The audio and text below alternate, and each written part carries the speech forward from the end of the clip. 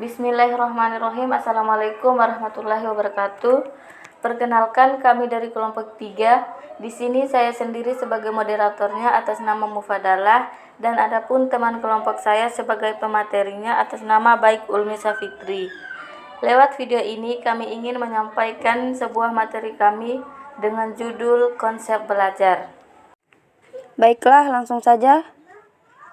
Definisi belajar. Belajar berasal dari kata benda dasar ajar yang artinya petunjuk yang diberikan kepada seseorang supaya diketahui. Dengan demikian, belajar mempunyai beberapa arti, yaitu berusaha memperoleh kepandaian atau ilmu, berlatih dan berubah tingkah laku atau tanggapan yang disebabkan oleh pengalaman.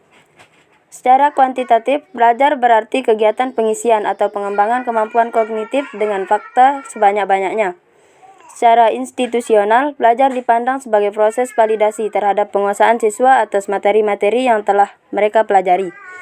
Secara kualitatif, belajar adalah proses memperoleh arti-arti dan pemahaman-pemahaman serta cara-cara menafsirkan dunia di sekeliling siswa. Dari beberapa uraian di atas, maka dapat disimpulkan bahwa belajar merupakan suatu proses perubahan tingkah laku sebagai hasil interaksi individu dengan lingkungannya dalam memenuhi kebutuhan hidupnya, atau suatu proses memperoleh pengetahuan dan pengalaman dalam wujud perubahan tingkah laku dalam kemampuan bereaksi yang relatif, permanen atau menetap karena adanya interaksi individu dan lingkungannya. B. Tujuan belajar. Tujuan belajar adalah sejumlah hasil belajar yang menunjukkan bahwa siswa telah melakukan tugas belajar, yang umumnya meliputi pengetahuan, keterampilan, dan sikap-sikap yang baru yang diharapkan tercapai oleh siswa. Tujuan belajar adalah suatu deskripsi mengenai tingkah laku yang diharapkan tercapai oleh siswa setelah berlangsungnya proses belajar. Komponen tujuan belajar. Tujuan belajar terdiri dari 3 komponen, yaitu tingkah laku terminal, kondisi-kondisi tes, dan standar perilaku. 1. Tingkah laku terminal adalah komponen tujuan belajar yang menentukan tingkah laku siswa setelah belajar. Tingkah laku itu merupakan bagian tujuan yang menunjuk pada hasil yang diharapkan dalam belajar. 2. Kondisi-kondisi tes. Komponen ini menentukan situasi di mana siswa dituntut untuk mempertunjukkan tingkah laku terminal. Kondisi-kondisi tersebut perlu disiapkan oleh guru karena sering terjadi ulangan atau ujian yang diberikan oleh guru tidak sesuai dengan materi pelajaran yang telah diberikan sebelumnya. 3.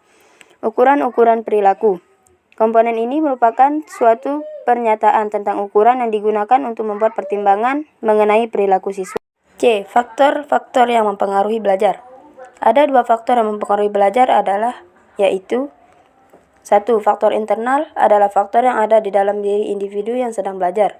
Contoh, faktor jasmani dan faktor psikologi. 2. Faktor eksternal adalah faktor yang ada di luar individu. Contoh, faktor keluarga, faktor sekolah, faktor masyarakat, dan lain-lain. D. Proses belajar dan fase-fase dalam proses belajar. Proses berasal dari bahasa Latin processus yang berarti berjalan ke depan. Kata ini mempunyai konotasi urutan langkah atau kemajuan yang mengarah pada suatu tujuan.